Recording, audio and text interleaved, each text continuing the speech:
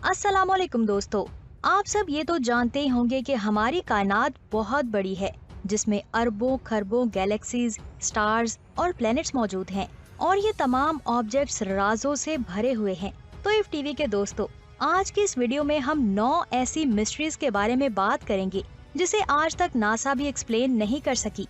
लेकिन वीडियो शुरू करने से पहले आपसे गुजारिश है, अगर आपने हमारे चैनल इफ टीवी को सब्सक्राइब नहीं किया तो बराए मेहरबानी हमारे चैनल को सब्सक्राइब करने के साथ साथ हमारी वीडियोस को लाइक एंड शेयर जरूर किया करें, क्योंकि आप लाइक करते हैं तो हमारा हौसला बढ़ता है। आइए सबसे पहले बात करते हैं एनसेलेडस की।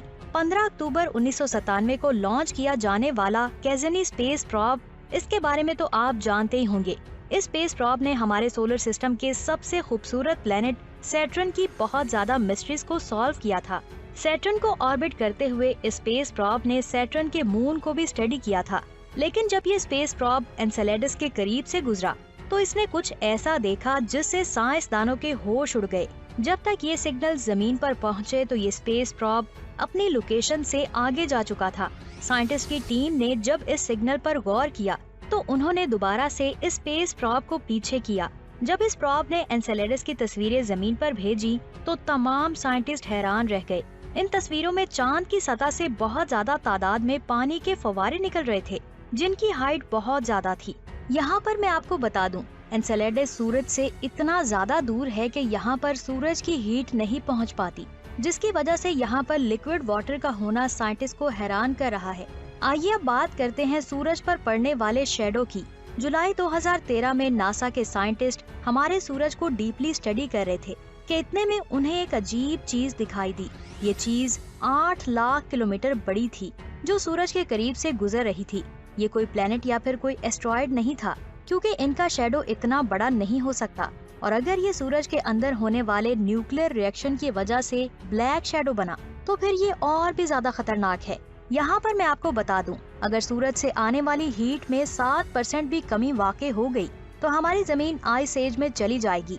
जब साइंटिस्ट ने इसे मजीद स्टडी किया तो उन्हें पता चला कि ये कोरोनल होल्स हैं, यानी कि सूरज की इस जगह पर ठंडी गैसेस मौजूद थीं, जिसकी वजह से इसकी लाइट में कमी वाजे हुई थी।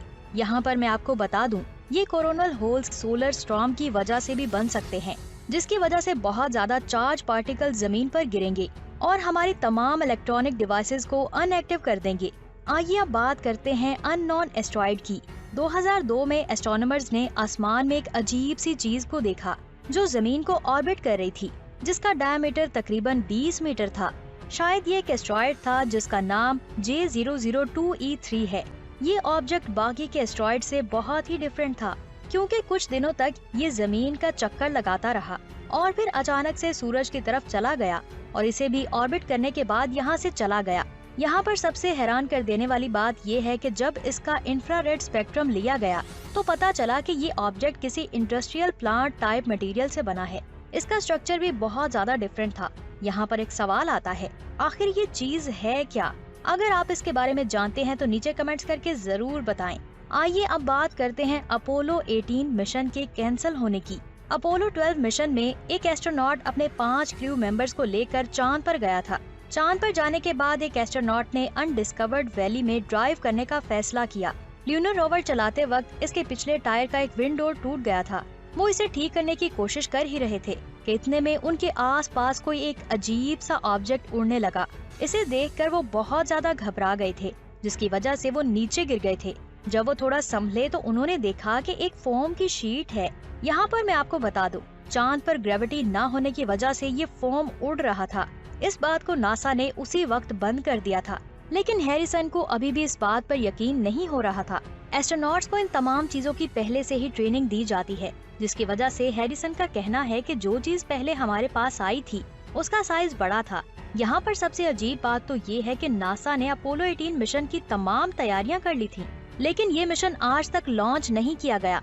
आइए अब बात करते हैं मार्स पर मौजूद ट्रैक्स की। मई 1971 को नासा ने मेरिनर 9 को लॉन्च किया था। कई माह का सफर तय करने के बाद जब ये ऑर्बिटर मार्स पर पहुंचा तो इसका सामना एक तूफान से हुआ था। कुछ दिनों के बाद जब ये तूफान खत्म हुआ तो ऑर्बिटर ने मार्स की सतह पर कुछ ट्रैक्स देखे। इन्हें देखकर ऐसा लग रहा था कि जैसे यहाँ पर किसी ने कोई व्हीकल चलाई हो। और जिस जगह पर ये ट्रैक्स नजर आए थे वहाँ पर आज तक कोई भी रोवर नहीं गया। ये बात बहुत ज्यादा चौंका देने वाली थी, क्योंकि साइंटिस्ट का कहना है कि हो सकता है कि यहाँ पर पहले भी कोई चीज आई हो, लेकिन कुछ साइंटिस्ट का कहना है कि ये ट्रैक्स डस्ट डेविल्स की वजह से बने हैं। यहाँ पर मैं आपको बता दूं, डस्ट डेविल घूमते हुए बारीक से और बहुत ज्यादा लंबे हवा के तूफान होते हैं। इनकी चौड़ाई बहुत ही कम होती है, लेकिन इनकी लंबाई 8 से 10 किलोमीटर हो सकती है, जो गर्म हवा की वजह से बनते हैं। ये जमीन के रेगिस्तान में भी पाए जा सकते हैं। इनकी सबसे खास बात ये है कि जब ये किसी जगह से गुजरते हैं तो वहाँ पर ट्रैक्स बना देते हैं। हो सकता है कि ये ट्रैक्स इन्हीं डस्ट डेविल्स की वजह से बने हों, लेकिन मैरिनर 9 ने कुछ ऐसे ट्रैक्स भी देखे थे जो पैरेलल थे। बस यही वजह है कि कुछ साइंटिस्ट इसे डस्ट डेविल्स नहीं बल्कि एलियंस के होने का सबूत मानते हैं। आपको क्या लगता है? नीचे कमेंट्स करके जरूर बताएं। आइए अब बात करते हैं स्पीडी गैलेक्सी की। 1995 में जब Bob William Hubble space telescope से हमारे यूनिवर्स को स्टडी कर रहे थे तो उन्होंने बहुत ज्यादा गैलेक्सीज को देखा। लेकिन ये तो नॉर्मल सी बात है, क्योंकि हमारे यूनिवर्स में गैलेक्सीज की तादाद करोड़ों में है। प्रॉब्लम उस वक्त पेश आती है जब गैलेक्सीज की तमाम तस्वीर को एक साथ जोड़ा जाता है। जब साइंटिस्ट ने इसे जोड़ा तो उन्हें पता चला कि ये तमाम गैलेक्सीज हमसे दूर जा रही हैं और हमारी कायनात मुसलसल फैल रही है, लेकिन इसकी स्पीड लाइट की स्पीड से भी ज्यादा है। इन्हें देखकर साइंटिस्ट बहुत ज्यादा परेशान हैं, क्योंकि कोई भी मैटर लाइट की स्पीड से ज्यादा स्पीड से ट्रेवल नहीं कर सकता। अगर असल में स्पीड से गैलेक्सीज ट्रेवल करने लगी तो फिर फिजिक्स के कवानीन ब्रेक हो जाएंगे। इसकी एक वजह ये भी हो सकती है कि गैलेक्सीज नहीं बल्कि स्पेस टाइम फैल रहा है। मेरे कहने का मतलब ये है कि अगर एक जगह पर बड़े ऑब्जेक्ट्स को रख दिया जाए और फिर उस कपड़े को खींचा जाए जहां इन ऑब्जेक्ट्स को रखा गया था, ऐसा करने से आपको क्या लगेगा कि ये ऑब्जेक्ट्स एक दूसरे से दूर जा रहे हैं। हो सकता है कि हमारी कायनात में भी कुछ ऐसा ही हो रहा हो। यहाँ पर एक सवाल आता है, आखिर ये क्यों और कैसे हो रहा है? इसका जवाब किसी के पास भी नहीं है। आइए अब बात करते हैं STS-114 बूमरैंग की। इफ टीवी के दोस्तों, ISS में एक मिशन किया जा रहा था जिसमें कुछ एस्ट्रोनॉट्स को स्पेस शटल के जरिए ISS में भेजा गया था ताकि वो ISS को ठीक कर सके।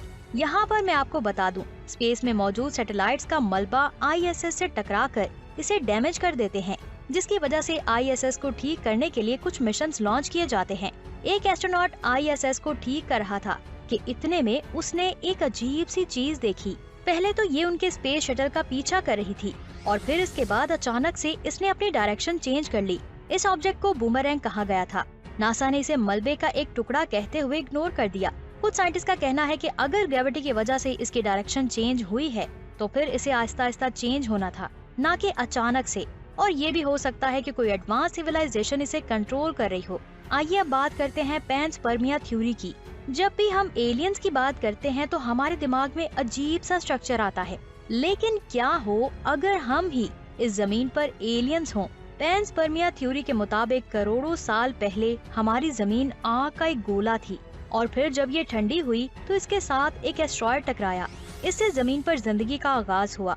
तो इफ टीवी के दोस्तों, आपकी इस बारे में क्या राय है? नीचे कमेंट्स करके जरूर बताएं और चैनल को सब्सक्राइब करना मत भूलें। अपना बहुत सारा ख्याल रखें। अल्लाह हाफिज।